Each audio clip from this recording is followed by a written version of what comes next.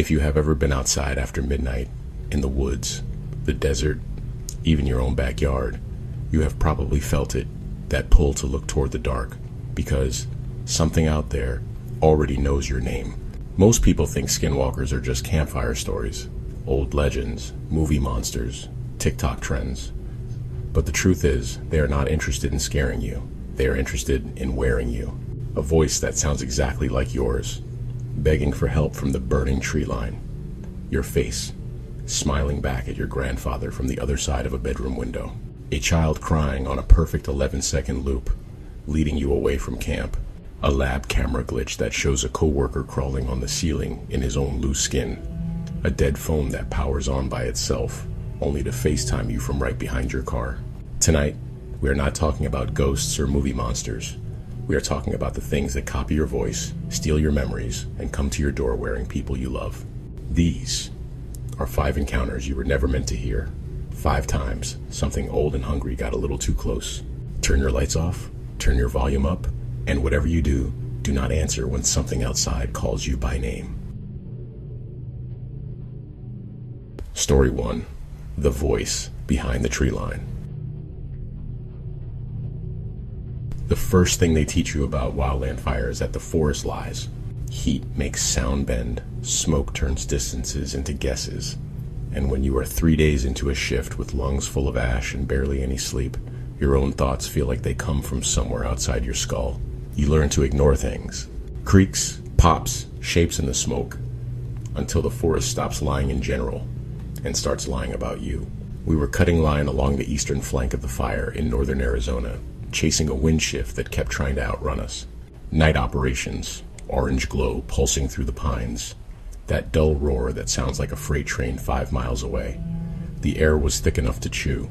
Radios crackled in my ear, everyone talking at once in clipped, tired voices. Squad 3, anchor at the ridgeline. I want that line tied in by sunup. Copy, I said, my throat raw. 3 tying in. We moved in a staggered line, scraping raw dirt with Pulaskis, while spot fires winked to life ahead of us like lit cigarettes tossed in tall grass. My helmet lamp painted cones through the smoke, white against orange. Every breath was filtered through my bandana, damp and tasting like charcoal. I remember thinking how loud it was, all of it. The roar of the main head fire, the snap of resin pockets blowing in the standing trees, the grunt of the crew cutting in rhythm. That is probably why I did not notice when another sound slipped in. At first it was just a voice on the edge of hearing, the kind of thing you chalk up to the radio's clicking or someone yelling from another division. A man's voice, deep, hoarse. Help, it said, fainter than the wind through needles. I paused, leaned on my tool, listened. Nothing, just the fire. Keep moving, man, Torres muttered beside me, sweat carving pale tracks in the ash on his face. We fall behind. Superintendent is going to have our asses. I nodded. Went back to scraping, but there was a prickle at the base of my skull, a sense of being watched from behind the tree line, just past where my headlamp beam ended. 5 minutes later I heard it again. Help. Same voice, same word. This time it was clearer, as if whoever was saying it had moved closer. I straightened slowly, turned toward the black beyond our work area. The world outside the circle of our lights was pure ink, broken only by embers, drifting like fireflies. Someone yelling? I called. Negative, came back on the TAC channel. Only ones in that sector are you and Squad 2 on your flank. The voice did not come over the radio, though. It came from the trees. Help. I stepped forward. Just one step. Boots crunching charcoal and little bones. Probably squirrel or rabbit. Heat washed over my face from a torching snag somewhere upslope. Hello? I shouted. You injured out there? Torres swore softly. You hearing something? There might be someone, I said, but the words felt wrong in my mouth, like something I was supposed to say instead of something I believed. Then the voice spoke again, and this time it used my name. Help me, it said, clear as if the owner was standing 2 feet away, right beside me in the smoke. Please, help me. It was my voice. I do not mean it sounded similar. I mean it was exact, down to the scratch in my throat and the little hitch I get when my chest tightens from the smoke. I heard it the way you hear your own recorded voicemail greeting. That weird disconnect between how you sound in your head and how you sound outside it. The forest was quiet for a second, like even the fire leaned in to listen. My scalp went cold. Torres, I said slowly, tell me you heard that. He shrugged, eyes narrowed toward the darkness. Heard you, man, you said. Please help me. You okay? I did not. My tongue felt numb. I did not say that. He stared at me like he was trying to decide if I was messing with him or if he should call it in his heat stress. Before he could answer, the radio lit up. Spot fire below you, Squad 3. Get eyes on it. Multiple torching. We moved. That is what you do. There is no time to stand and be unnerved by your own voice. We cut faster. Dirt flying. The night thickening as the fire chewed closer. Still, underneath it all, that other sound came and went, like an echo of something only I could hear. My own voice, ragged, calling from deeper in the timber. Over here. Please do not leave me. Sometimes it sounded nearer, sometimes farther, but always in the same direction, just beyond the ring of light, beyond the safety of the crew. Once, it said something that pinned my lungs shut.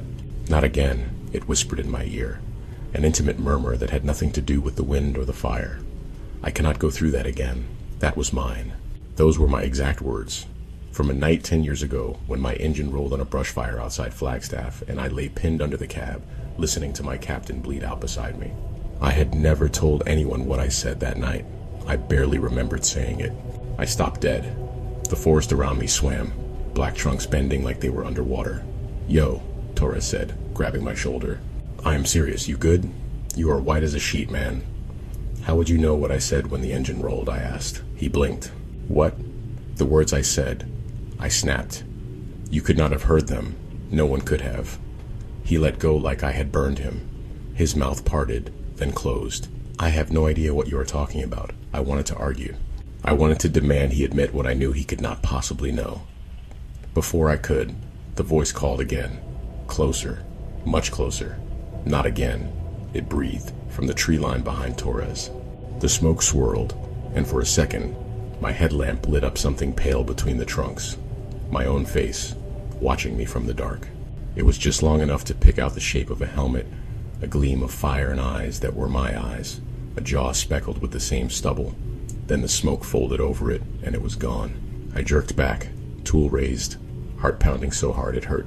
I saw someone, I rasped. Torres turned, sweeping his light in an arc. Nothing. Only trunks and drifting cinders. Air Op says no civilians in the area, he said. You need water. Sit 5. The rest of the night passed in a blur. We tied the line. The main head burned past. The roar moved away. Sometime before dawn, the incident commander called a stand down for our division. We trudged back to the spike camp. A cluster of tents and trucks and exhausted bodies collapsed where they fell. By then I had convinced myself I had cracked a little. I mean, people do out here. You see things in the smoke. You hear your name in the whisper of the trees. Bodies and brains have limits. They assigned me to mop up detail to cool off, which we all knew was code for, you scared us, take a break. I did not argue. We rolled into camp when the sky was just starting to gray at the edges. The fire's glow was a low, sullen line on the horizon. I smelled coffee and diesel, and something like wet earth as dew settled on the ash. Check the perimeter, the superintendent called. Hoofprints came up near Division Bravo's camp last night. Might have livestock on the loose. I remember that too. The casual way he said it. Hoofprints, like it was nothing. While everyone peeled off to their tents or the chow line, I wandered the edge of camp, my headlamp off now, letting my eyes adjust to the dim. The ground was a mess of boot tracks and tire marks, and churned up dust, layered over yesterday's fire. Then I saw them. Hoofprints. Not horse, not elk. Too long, too narrow, and the depth of them in the soil made it seem like whatever had made them was heavier than any animal had any right to be. They circled the camp in an almost perfect ring, each print the same distance apart, like the thing that left them had walked with mechanical precision. I knelt, my knees creaking.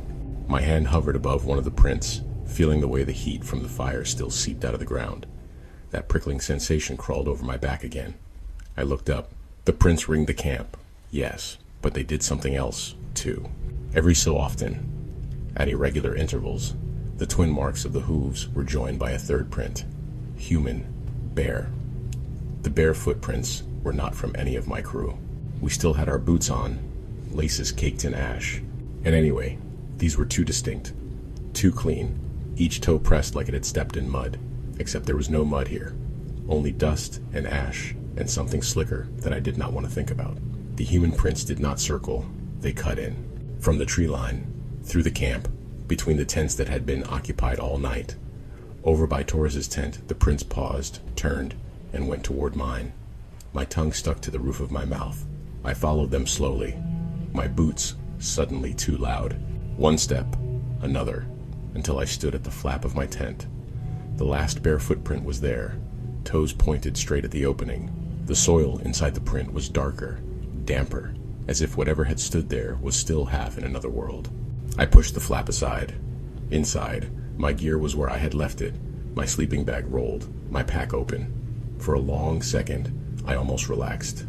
Maybe this could be explained. Maybe it was some messed up prank. Then I saw the name. On my folded yellow shirt, written in black marker on the tag, my last name stared back at me. The letters were wrong, just slightly. Like someone had copied them from memory instead of reading them, my handwriting mimicked, but off. The curves too tight, the spacing too neat. An imitator's hand. I backed out of the tent, heart slamming against my ribs. The sunrise was coming up over the ridge, that watery early light that makes everything look unreal. Behind me, near the trees, a voice spoke. Not again. My voice. I turned, but the tree line was empty.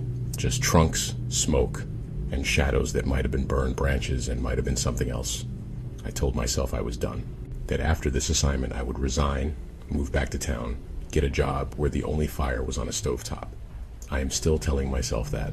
I am writing this from another spike camp on another fire, miles and months away. The forest is different, but the sound of it, the smell, is exactly the same. Yesterday, as we hiked in, I heard someone calling for help from the ridge behind us. The others did not react, did not even look up. I recognized the voice this time. It was Torres, and he has been dead for 2 weeks.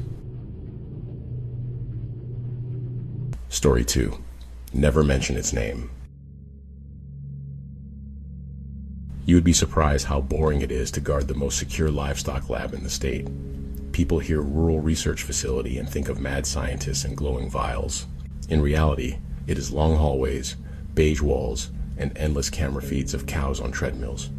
Most of the animals are off-site anyway, in other barns and fields. The main building is about paperwork and containment protocols, steel doors that hiss shut, airlocks and showers. I took the night shift because no one else wanted it, and I needed the differential. Divorces are expensive. So every night from 6 in the evening until 6 in the morning, I sat in a windowless control room, watching 32 security feeds, sipping cold coffee, and scrolling on my phone during the dead hours when nothing moved but the cleaning crew. The screaming started on a Tuesday. At first, I thought it was feedback. A high, reedy wail that swooped up the register so fast it hit like a physical needle in the eardrum. It cut through the murmur of the air vents and the buzz of the monitors, made my hand jerk and slop coffee on the desk. I yanked my headset off. The sound was not in the earpiece though. It was in the building. The speakers overhead fed alerts and announcements from Central. Most nights it was just the hour chime, a robotic voice reminding everyone to badge in and out. Now it carried that animal sound, ragged, miserable, like something was being pulled inside out. I stood. My chair rolled back on squeaky casters. The control room felt smaller. The monitor's cold glow painted my hands blue. What the hell? I checked the intercom. No alerts. I checked the incident log. Nothing. The screaming went on for another 5 seconds, then cut off mid-note. The silence afterward was almost worse, a kind of vacuum where sound should be. I leaned over the console and scanned the cameras. Lab corridors, empty. Animal holding bays, dark. Most of the stock off-site for a field study. Maintenance tunnels, motionless. The parking lot, still. The only sign of life was a janitor mopping in Hall B, earbuds in, oblivious. I almost convinced myself it came from outside, some coyote getting torn up by a bigger predator, and the sound just echoed in. The mind will grab any explanation, no matter how flimsy, in order to file the weird away. It would have stayed filed if it had not started again. 2 hours later, the scream came back, this time rising from a low, strangled moan to a sharp, choking shriek. It sounded like a pig, then a person, then something between the two. It seemed to come from everywhere and nowhere, bouncing off metal and tile, until it had no clear source.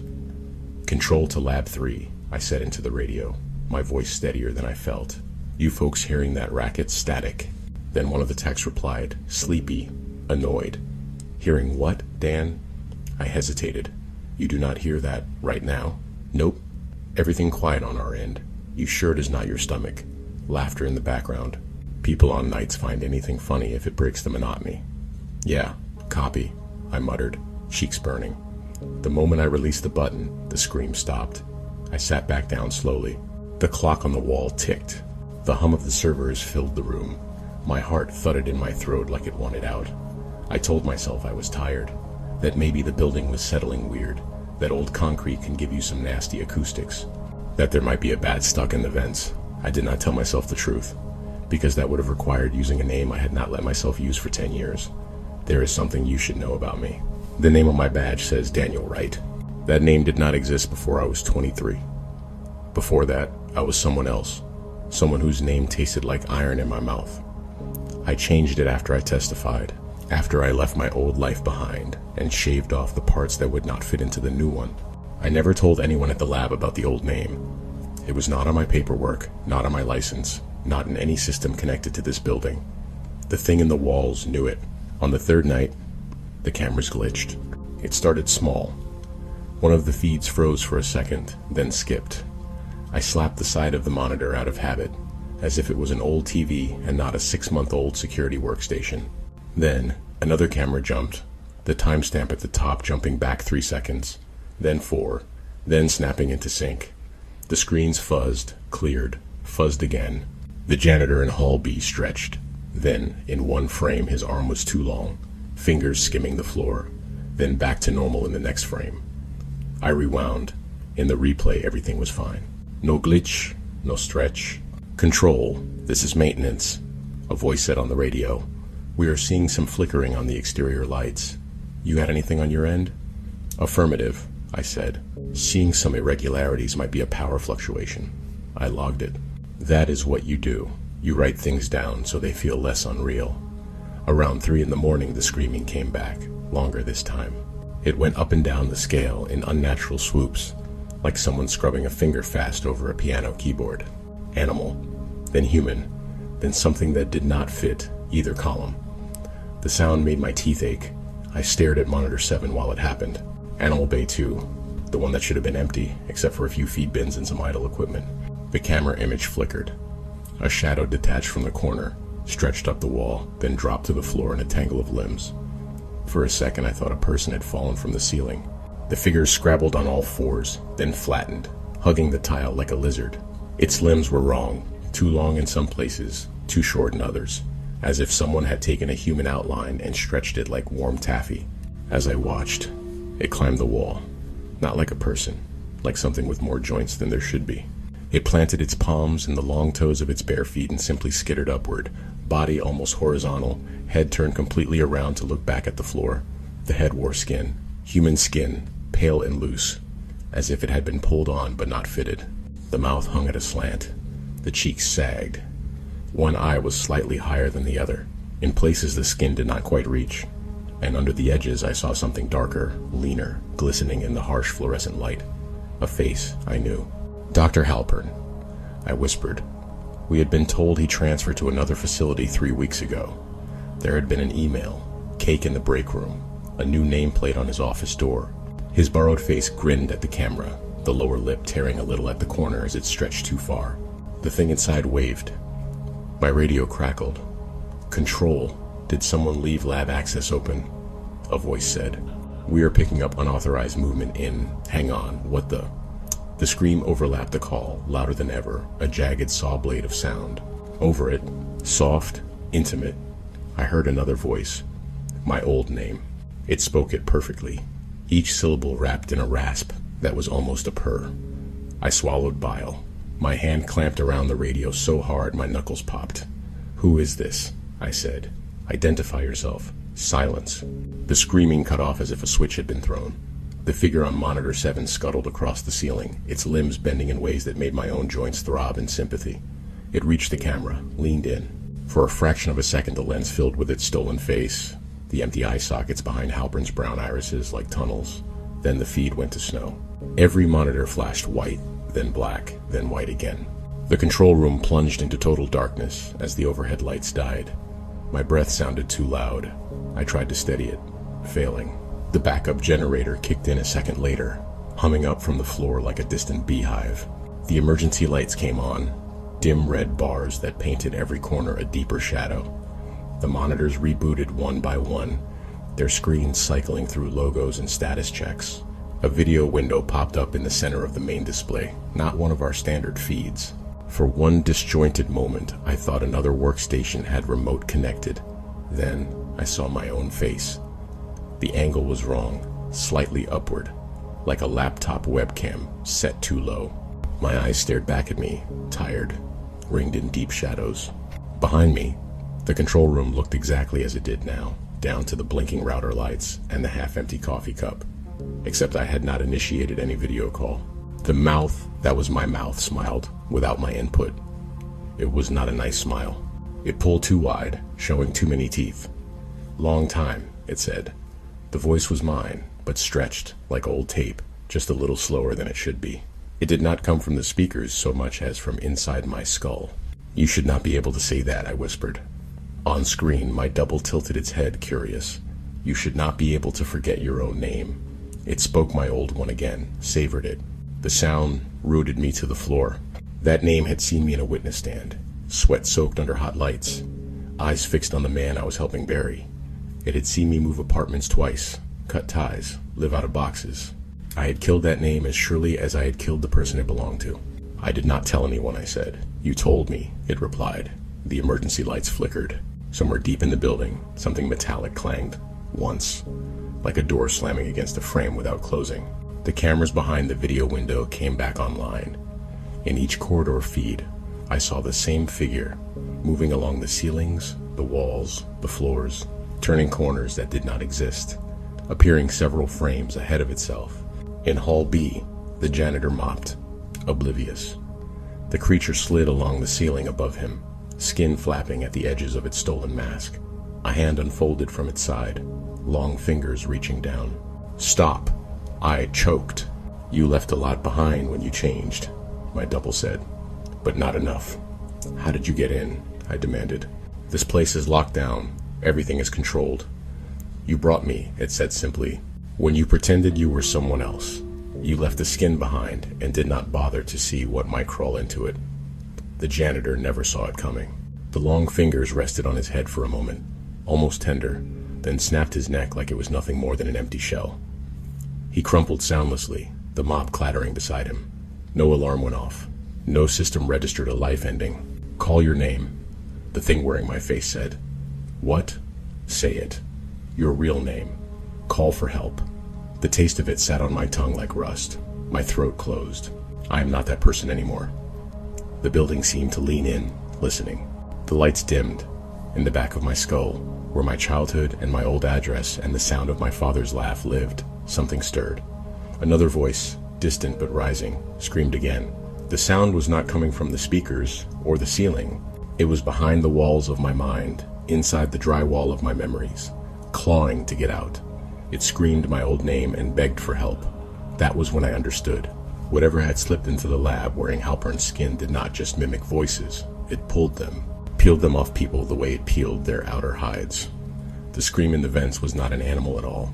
It was a collection of all the sounds people in this place had ever made when they were scared.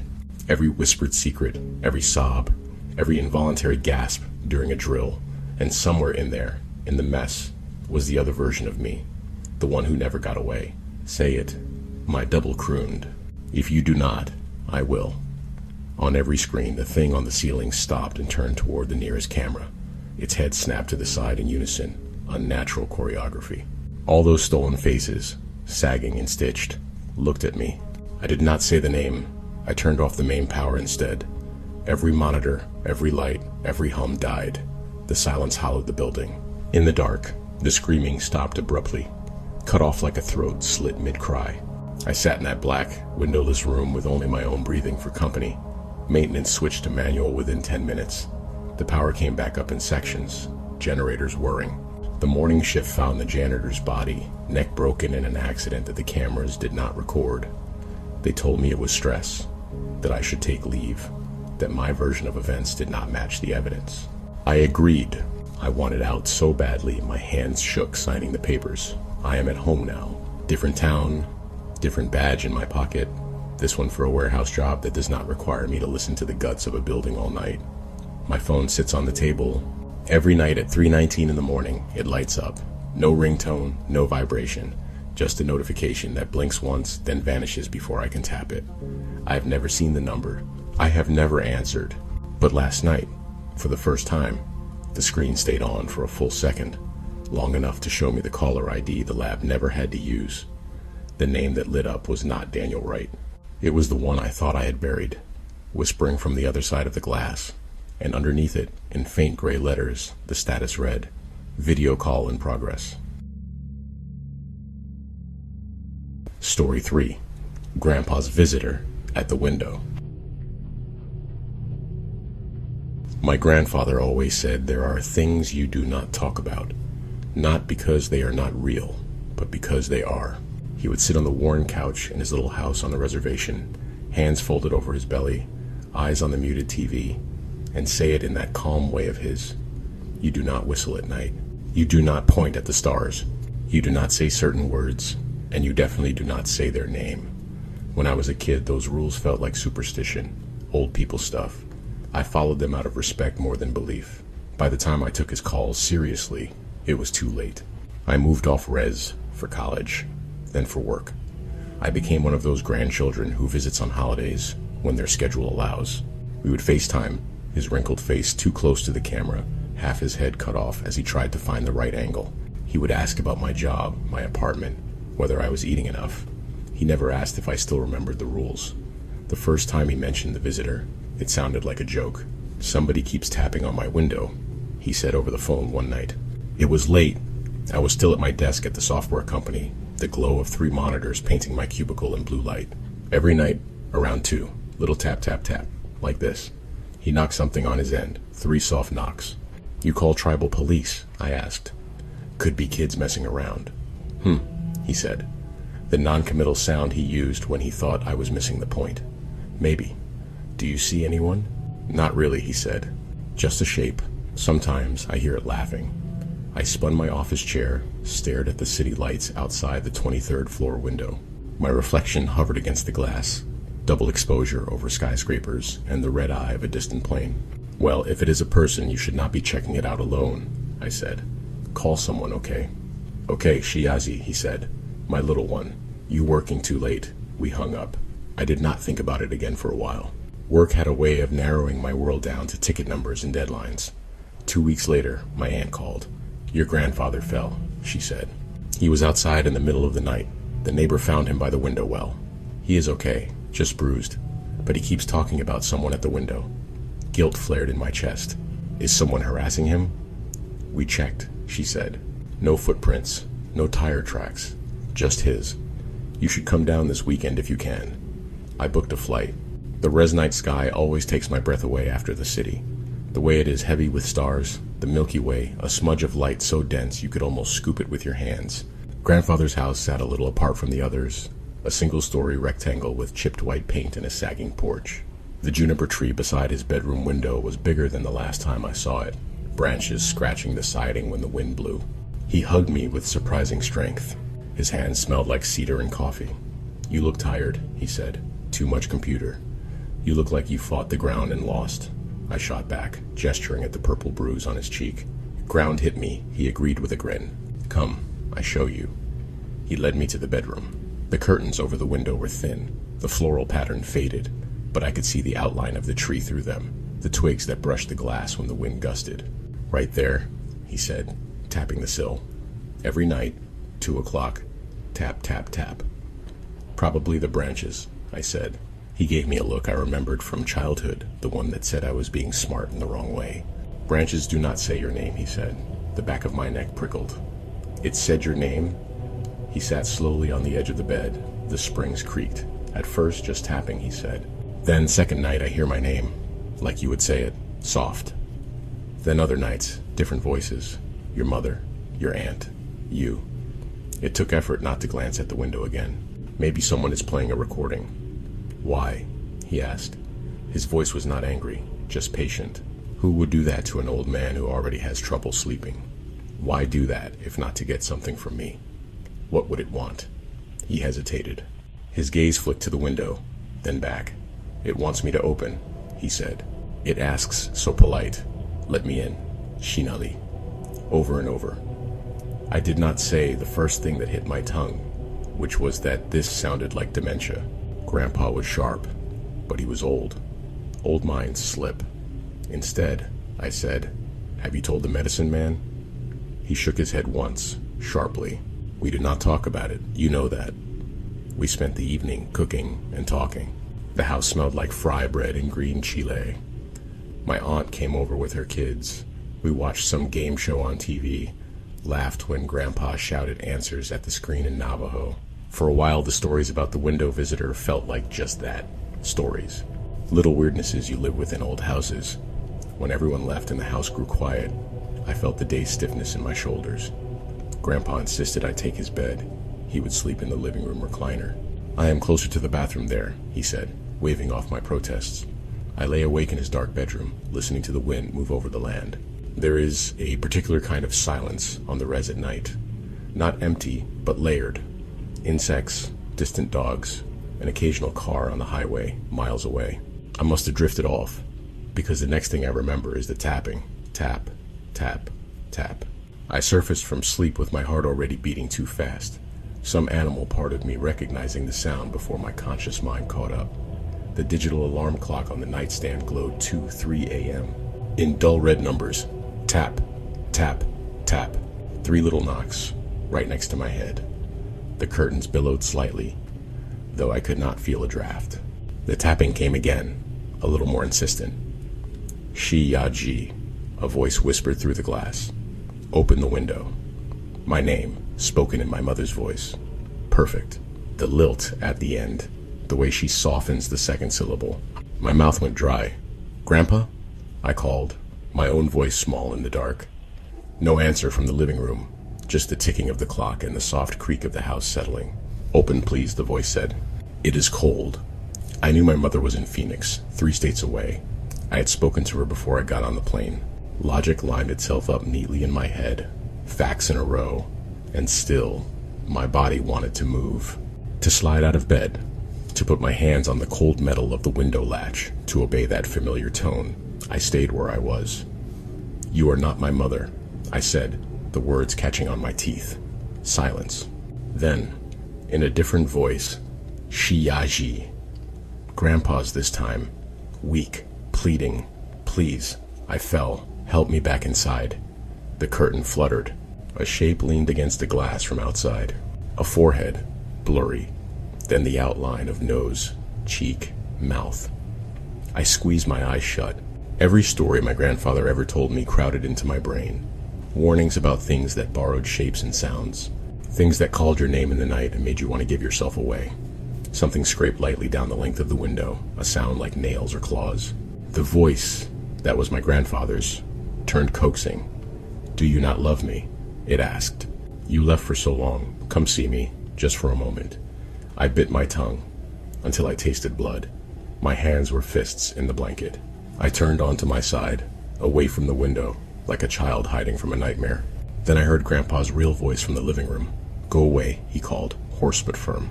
Yate, but you are not welcome here. The thing at the window went very still.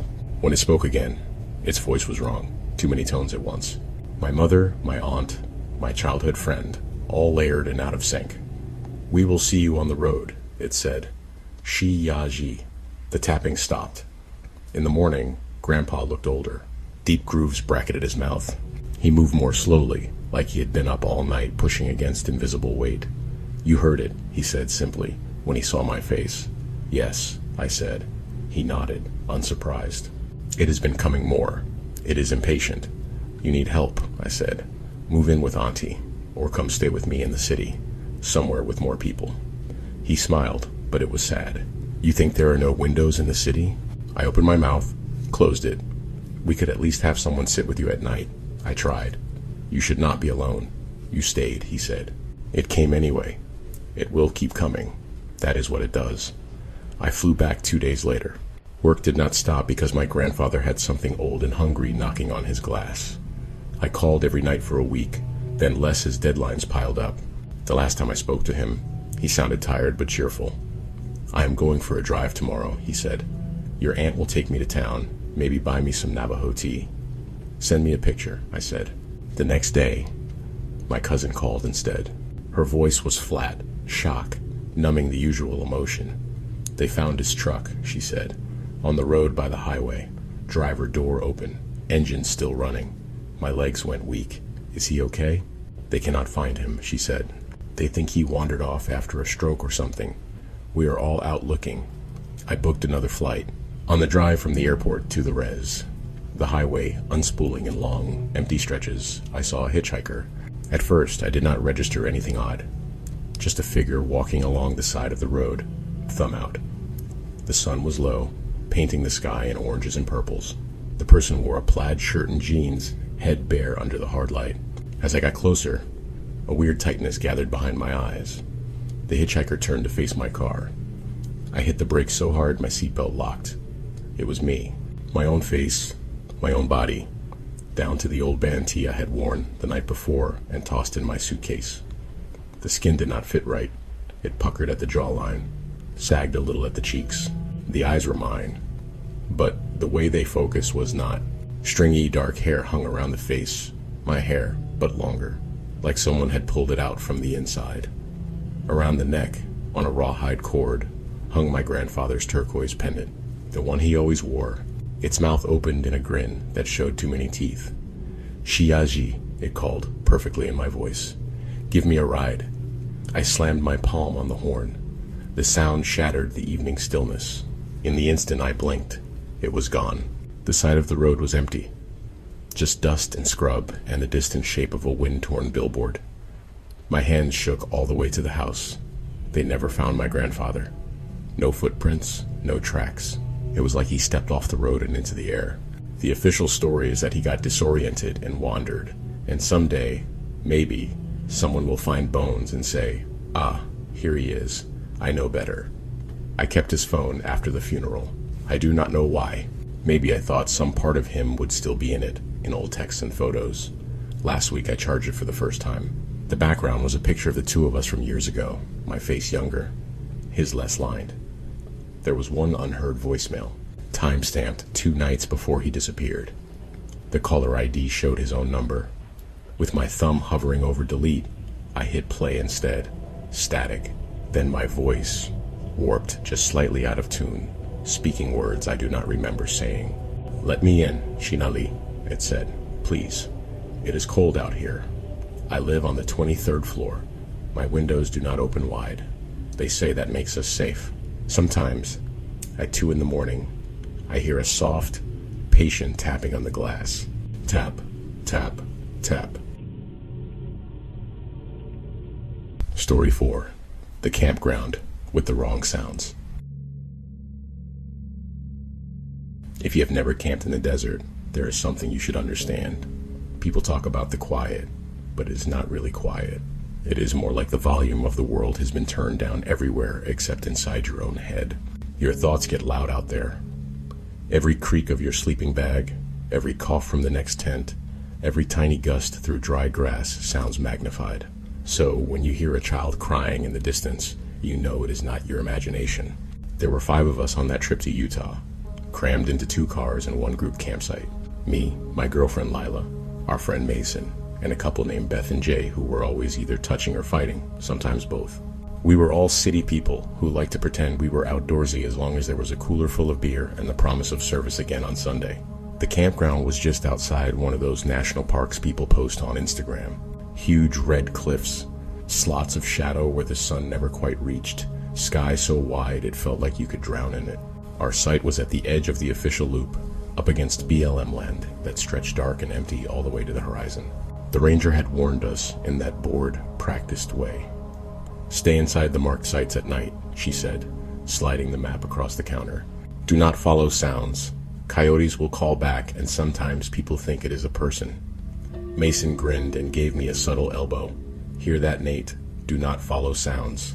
I rolled my eyes. "Yes, Mom." The first night was uneventful. We pitched tents, lit a fire in the steel ring, roasted hot dogs that tasted better than anything cooked in a kitchen. The canyon walls caught our laughter and tossed it back at us in soft echoes. Above us, a strip of stars cut between the cliffs, shy at first, then swelling as the last of the daylight drained. We told ghost stories, because of course we did. Mostly dumb stuff we remembered from childhood, hook hands and Bloody Mary. Lila, who grew up in Arizona, told one about skinwalkers that she half regretted the moment it was out of her mouth. "You were not supposed to say the actual word," she said, hugging her knees. "My grandmother would smack me if she knew I said it out loud. Not supposed to talk about them at all." Beth snorted. "What are they even supposed to be?" "Witches," Lila said. "People who, I do not know, gave up their humanity for power. They can wear skins, move like animals, copy voices. You are not supposed to follow anyone calling your name in the desert. That kind of thing." Jay did a mock spooky voice. "Do not follow sounds." We laughed and let the subject drift. It was easy to laugh in the circle of firelight with the others so close, the dark kept at a distance by the crackling flame. The crying started the second night. We had already zipped ourselves into our tents. The fire was down to glowing coals, the metal ring radiating a faint heat. The others' voices had faded, replaced by the occasional rustle as someone turned over, the soft electronic ping as Mason finished a level of whatever game he was playing on his phone before bed. I was almost asleep when I heard it. A child, somewhere beyond the edge of the campground, crying. It was not a baby sound, more like a toddler, old enough to say words, but young enough that distress made them blur together. Thin, high, terrified. "Lila," I whispered. She tensed beside me in the sleeping bag. "You hear that too?" I checked my watch. 11:18 p.m. The cry went on for about 4 seconds, then cut off. The silence that followed made the small hairs on my arm stand up. Maybe a minute passed. Then it came again. Same pitch, same length, like someone had hit repeat. Maybe someone's kid from another site, I said, though I could not hear any other people. No murmur of parents, no slamming car doors. Lila shook her head next to me. I could feel it more than see it. "It is not close to the loop. It sounds farther out." The third cry came. I realized then that it was not just similar, it was identical. The same cracking sob exactly 11 seconds after the last one. I am not exaggerating. That rhythm lodged in my brain and would not let go. Cry, 4 seconds, 11 seconds of silence. Cry again. "Maybe someone is lost," she said. "Then why is it so even?" We listened through 3 more cycles. I counted in my head, the campground shrinking around me to the inside of the tent and the sound beyond it. Cry, 11 seconds, cry. "Okay, I cannot just sit here," I said finally. Lila grabbed my sleeve as I reached for the zipper. "The ranger said do not follow sounds." "That was about coyotes," I said. "This is a kid. If someone's out there with their child lost or hurt, and we just lie here listening, we are assholes." She hesitated, then let go. "Fine, but I am coming." By the time we unzipped the tent, Mason was already outside, unsteady in his socks. Beth's head poked out of her tent flap. Jay was swearing softly as he tried to find his flashlight. "You guys hear it too?" Mason whispered. The cry drifted over the scrub again. The sky was less black and more deep indigo, stars sharp as new pins. The line of cliffs on the horizon was a darker slice against the dark. Our little circle of tents and the cold ash of the fire felt stupidly fragile. "Maybe it is one of the other loops," Beth said. "There is nothing behind us for miles," Lila said. Ranger said that too. "Just BLM land." Another cry, 11 seconds apart. We stood there for a moment, indecisive shapes in headlamp beams. Then Mason, who always had to be the hero even when no one was asking for one, said, "We just walk a little way, okay? If we see headlights or other tents, we turn back. If someone needs help, we help them. Easy." I did not want to go. Every inch of my skin felt tight, my body buzzing with something that felt too much like recognition. Cry. 11 seconds. "We go together," I said. "Nobody wanders off alone." "Agreed," Lila said immediately. We left our tents half unzipped, as if that made it easier to come back. As if coming back was something that would be up to us. The light from the campground bathrooms faded quickly behind us. The ground was a mix of sand and crusted dirt, spotted with sagebrush and tufts of dry grass. Our flashlights painted it harsh white, while beyond the beam, the darkness looked thick enough to lean on. The crying never got louder or softer. That bothered me even more than the repetition. We would stop, listen, turn in a slow circle, trying to orient on the sound. It always seemed to be just ahead. "Hello?" Mason called. "We hear you, kid. Just shout back, okay? We are coming." The cry continued, indifferent. An audio loop on a broken speaker. My brain kept trying to add context that was not there. Where were the adult voices you always hear when a kid is distressed? The low murmur, the shushing. Where were the dogs barking? The cars, the clink of coolers. There was just us, our footsteps, our breath fogging in the slightly colder air, and that looping sound. After maybe 10 minutes, the campground glow was gone. When we turned around, there was no sign of the tents, no reflection of headlights, just the outlines of low shrubs and the distant jagged line of the canyon rim. "I do not like this," Beth said. "Yeah, okay. Maybe we go back," Jay agreed. We did our due diligence. Lila's hand found mine and laced through my fingers. Hers were cold. We were about to turn around when Mason pointed his light slightly left. "Guys," he said, "what is that?" The beam illuminated a clearing that did not look like it had any right being there. The scrub parted in a circle about 20 feet across, the ground oddly bare and smooth, as if something heavy had been dragged around it again and again. In the center of the clearing, bones. At first I thought it was a dead animal, something coyotes had picked clean, but as we stepped closer, it became clear that someone had arranged them. Small bones, sun-bleached, probably rabbit or similar, laid out in neat rows that converged at a point. Arrows. There were at least a dozen of them, all pointing the same direction, back toward where we had come from. "Nope," Jay said. "Absolutely not. I saw this movie. It did not end well." "Probably some weird art thing," Mason said, though his voice had lost its swagger. "You know how people are with the desert." I checked the cry. It had not changed. Still at that same distanceless volume. Still that same 11-second rhythm. But now that I was paying attention, I realized something else. In the brief silence between loops, I could hear something under it. A scraping. A breath. Like someone rewinding tape. Lila squeezed my hand. "We need to go back. Now." No one argued. We turned and walked quickly in what we thought was the direction of camp. The arrows of bone stayed behind us, pointing like accusing fingers. The crying followed. Not closer, not farther, just hovering on the edge of hearing. "We just keep heading this way," I said. "We cannot have gone that far." The desert had other ideas. Distances stretched. The low scrub blurred together. There were no landmarks, nothing tall enough to fix on. The stars overhead wheeled slowly in their patterns. Indifferent. My phone said I had 1 bar, then no service, then 1 bar again. At some point, without us noticing when it started, the crying stopped. We did not realize it right away. Our own muttering filled the space, nervous jokes, practical reassurances. It took a full minute of silence before my brain registered the absence. "Do you hear that?" I said. "Hear what?" Mason asked. "Exactly," I said. We all stopped. The desert was silent, truly silent this time. No insects, no wind. Even our breathing felt muffled. Then, from directly behind us, much closer than the child had ever sounded, a voice said, "Do not leave me." Not a cry this time. Words. We spun as one, flashlights jerking. The beams crossed and tangled, making it hard to focus. For a moment I thought I saw something at the edge of the light, low to the ground, then tall, then gone. A shape that did not decide what form it wanted to hold. "Did you hear that?" Beth whispered. "Yeah," Jay said. "Sounded like a recording." Lila swallowed audibly. It sounded like me. She was right. I had been too scared to place it. But now that she said it, the voice had been her voice. Distorted, like it was being played through bad speakers, but undeniably hers. "We are going back," I said.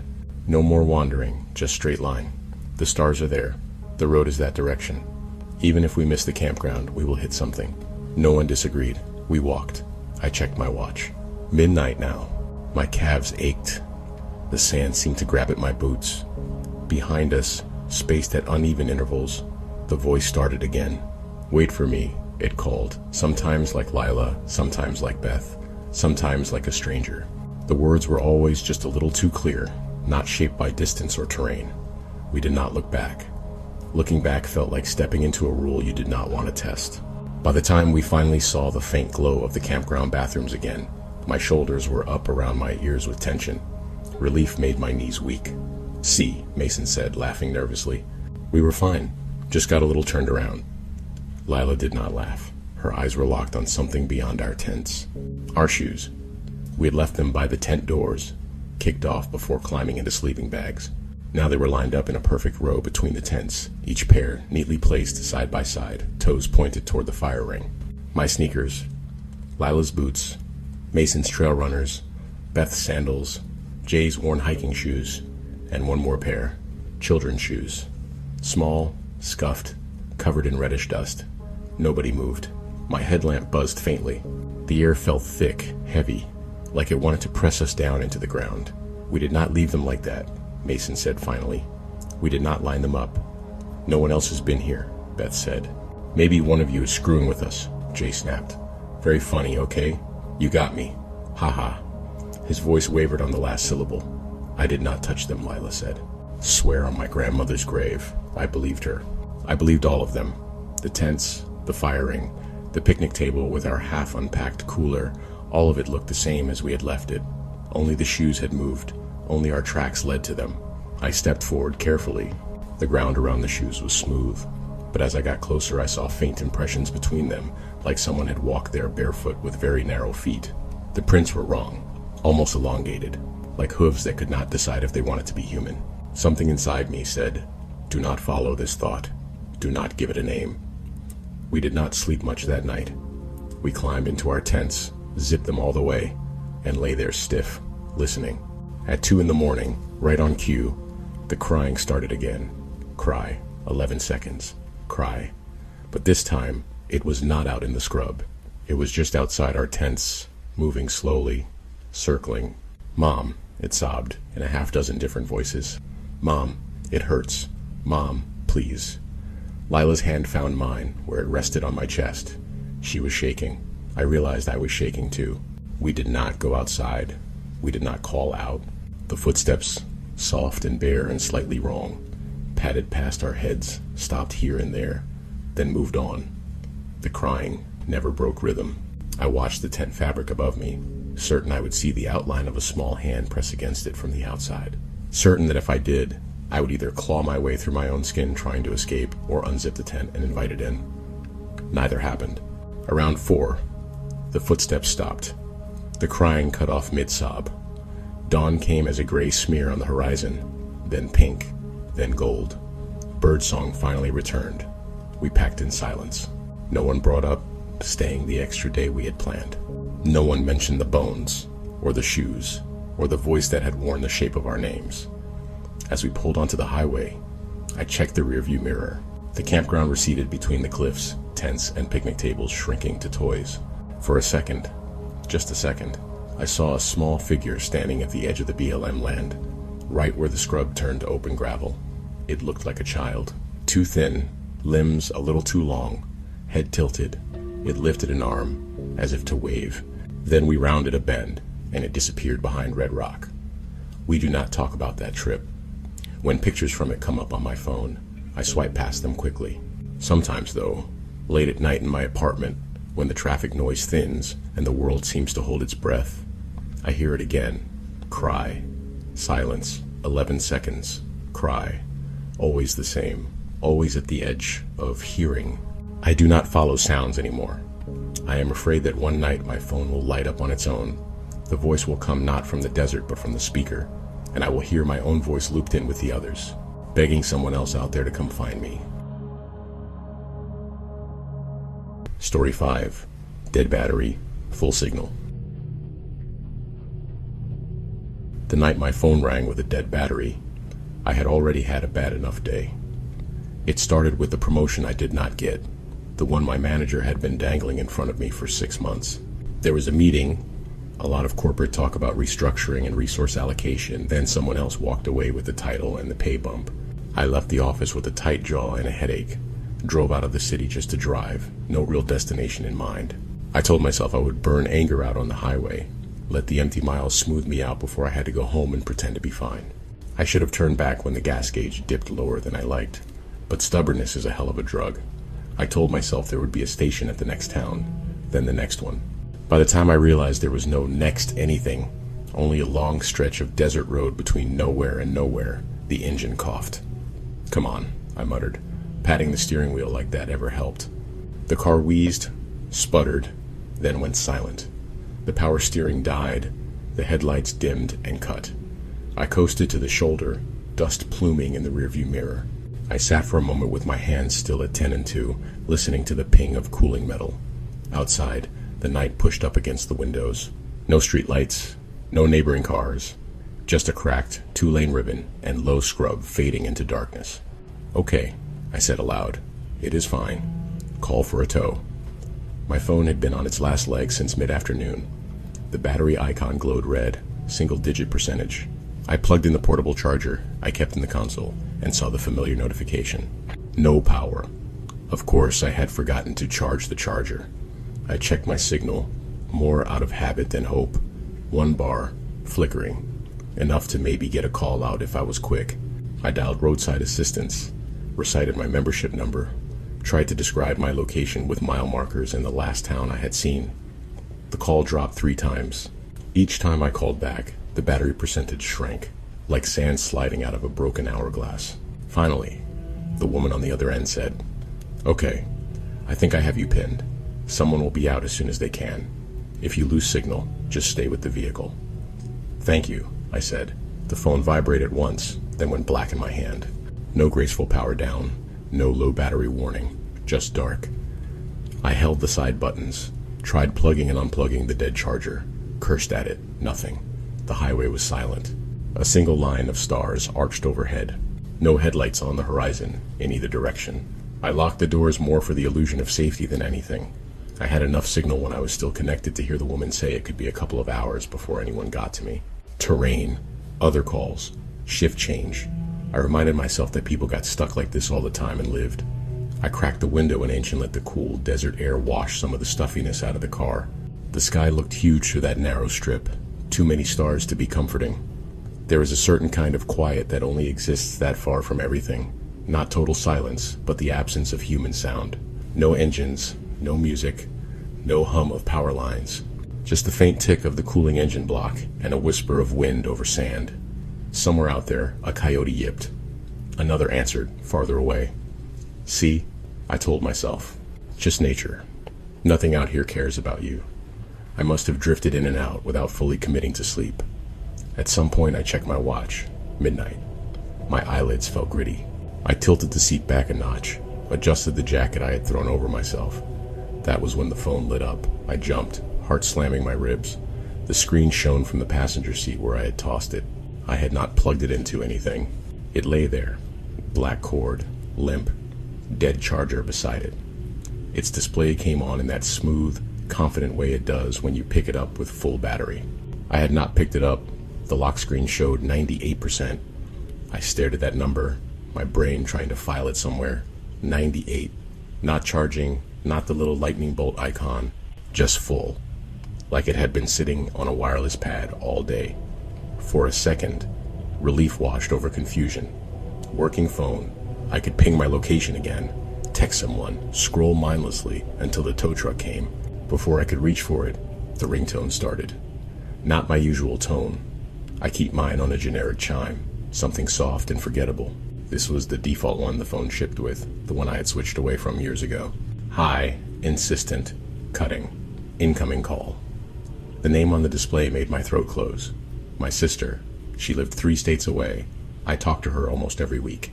We had texted that afternoon. She sent me a meme about corporate nonsense, and I replied with a picture of my sad desk lunch. I grabbed the phone, hands suddenly sweaty. The plastic felt too warm, like it had been sitting in the sun. "Hey," I said, my voice too loud in the closed car. "You will not believe this. I am stranded in the desert, and my phone just decided to resurrect itself, you cosmic little timing wizard." I hit accept and lifted it to my ear. No sound. No greeting. No static. Nothing. For a moment I thought the call had dropped. Then I heard breathing. Slow, deep, too regular. Like someone playing a recording of breathing. "Hello?" I asked. The call screen said, "Connected." The timer ticked 1 second. 2, 3. "Very funny," I said. trying to ignore the way the hairs on my arms stood up. If this is you messing with me, I swear I am going to text Mom screenshots of your browser history. The breathing hitched. That was the only way I can describe it. Like whoever was on the other end had started to laugh, but the sound got stuck halfway and dragged. Say something, I said. You are creeping me out. The line crackled faintly, like someone adjusting their grip. Then my sister's voice said, "Can I borrow your skin?" She said it perfectly. Same pitch, same cadence, the little lazy drawl on borrow that she always had. For a moment my brain did that thing brains do, slotted the familiarity into place, tried to make it make sense. Then the meaning of the sentence hit. Very funny, I repeated, but weaker. Seriously, what are you calling for? It is midnight. On the screen, the camera icon flashed. A prompt popped up. Switch to video call? My thumb twitched. I did not remember tapping anything. The phone switched on its own. My face filled a tiny box in the corner, illuminated by the glow of the screen. Behind me, the dark interior of the car. The main part of the screen was black at first. Then, slowly, light bled in. It was not my sister's living room. It was darkness behind a car. My car. I recognized the faint red glow of my taillights reflected on asphalt, the curve of the bumper, the dusty rear window. The angle was low, like the person holding the phone was crouched behind the vehicle. My heart lurched. My mind scrambled for explanations. Maybe she was on a prank call with someone who had pulled up behind me without me noticing.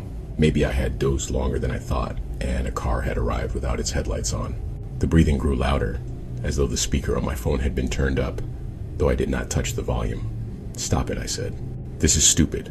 If you are behind me, just, I do not know, knock on the trunk instead of doing some horror movie bullshit. On screen, something moved at the edge of the frame. A hand slid into view, pale in the taillight's glow, fingers too long, knuckles too prominent, like someone had peeled most of the padding away beneath the skin. It rested on the bumper with a sticky little sound. The camera tilted upward. At first, I thought someone was wearing a mask. The face that came into frame looked like my sister's in the vaguest sense. Oval shape, eyes, mouth, nose. But the proportions were wrong.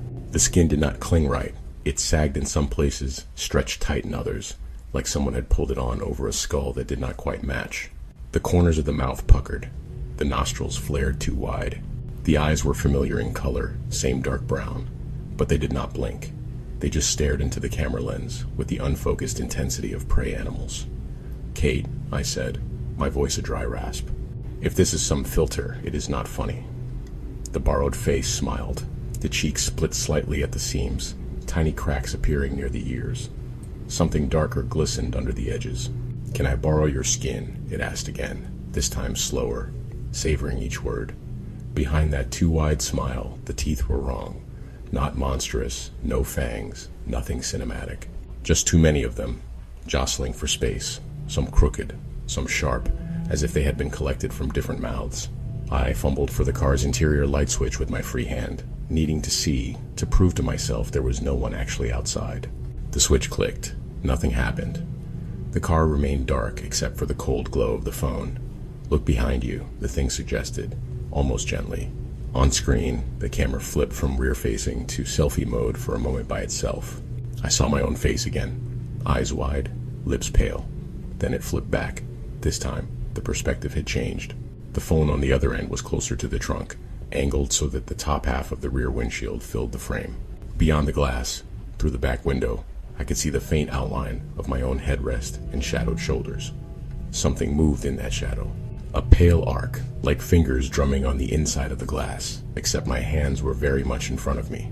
One on the dead light switch, one holding the phone in a death grip. Ice crawled up my spine from tailbone to skull. "I am hanging up," I said, though I did not hit the button. "You did not answer my question," it said in my sister's voice. Then, slightly pitched differently, my own voice layered under it. "Can I borrow your skin?" The thing on the screen reached out and placed its hand flat against my rear windshield. At the same time, behind me, in the real car, I heard the faintest creak of glass under pressure. My body went very still. Not brave still, more like prey still. If I did not move, maybe it could not see me, even though I knew, obviously, that it could.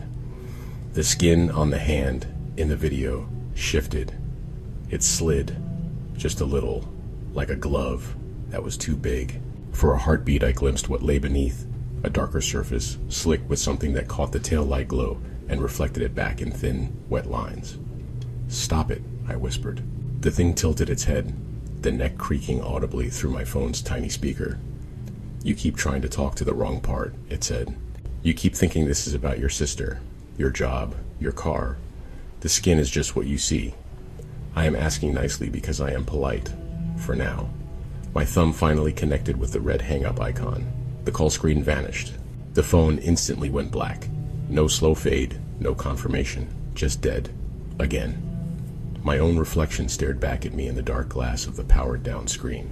Behind it, for just a second, something else moved. A suggestion of another face trying to press out from inside the display. I dropped the phone onto the floorboard. My breathing roared in my ears. Outside, the desert night pressed close. The wind had died completely. Even the coyotes had fallen silent. There was one sound, a soft scrape, like fingernails or bare bone, running slowly down the length of my rear windshield. From top to bottom, I do not know how long I sat there. Time stopped meaning anything except before that sound and after that sound. At some point, headlights did appear in the rearview mirror, a boxy truck shape with hazard lights blinking amber. A man in a branded jacket and cap, face ordinary and lined, stepped out and approached my driver's side window, keeping his hands visible. "Roadside assistance," he called. "You the one that called in?" I cracked the window just enough to talk, every muscle in my body poised to roll it back up if his smile was too wide, if his eyes did not blink right. "Yeah," I croaked. He peered at me, then at the car. "You okay? You look like you saw a ghost." He chuckled at his own joke. His breath steamed faintly in the cool air. I glanced in the side mirror. Nothing behind the car but his truck, the empty road, and my own dusty trunk. No pale hands, no sagging faces. "I am fine," I lied. He towed me back to town. I kept checking my dead phone on the seat, half expecting it to light up again. It stayed dark. At the gas station, under buzzing fluorescent lights, my car looked normal. Objectively normal, except for the glass. Standard dust and bug splatter decorated the windshield and side windows. The rear windshield, though, the one I had seen the hand press against, was strangely clean. A long, vertical streak ran from top to bottom in the center, as if someone had wiped it with something oily. My own hand fit perfectly over the mark when I pressed my palm against it, fingers aligning with the pattern, skin almost humming where it touched. I jerked away. At home, I plugged the phone into a proper charger and left it overnight. In the morning, it was at 98% again, like nothing had happened. No missed calls, no recent call history from my sister or anyone else at midnight. I called her anyway. She answered on the second ring. Groggy. "You know what time it is?" she mumbled. "Did you call me last night?" I asked. "No." A pause. "Are you okay? You sound weird." I almost told her, almost dumped the entire story on her and let her carry half the weight of it. Then I pictured her phone lighting up at 2 a.m. in some dark apartment, an unknown number, my voice on the other end asking the same question. "Bad dream," I said. "Sorry I woke you. We talked about normal things. Work, mom, some show she was watching. When we hung up, the call appeared in my history like any other. There is one thing though. Every time my phone dies now, truly dies, it does not stay that way. Within an hour, sometimes less, it will power back on by itself, 98% like a new battery. No matter what model I use, no matter if I switch carriers, switch brands, factory reset, and sometimes, in the middle of the night, it will light up on its own. No ringtone, no vibration, just a screen coming to life on the nightstand. Incoming call. No caller ID, just a blank where the name should be. When that happens, I do not pick up. I hold perfectly still, listening to the faint buzz of electronics and the hiss of the air vent, and pretend I am asleep. The call always goes to missed. When I check in the morning, there is nothing in the log. Last week, though, I slipped. Something in me finally snapped at the constant anticipation. At 2:17 in the morning, when the phone lit up and buzzed with that old default tone, I grabbed it without thinking and stabbed at accept. The video came on instantly, no delay, no audio prompt. The camera on the other side showed the inside of a dark car, my car. The angle was from the passenger seat this time, lens pointed at the driver. Me, as I watched, The me in the video turned slowly toward the camera. The skin on his face shifted just slightly, like something underneath it was getting comfortable. He smiled. "Can I borrow your skin?" he asked. The screen went black. My phone has been at 98% ever since, no matter how much I use it. I keep thinking about what it said in the desert, about talking to the wrong part, that the skin is just what you see. Sometimes, when I stand in front of the bathroom mirror and really look at myself, I see it too. The way my features do not feel like mine anymore, not entirely. Like I am already letting something try it on, just to see how it fits. You've reached the end of the anthology. Thank you for listening, and as always, the dark awaits.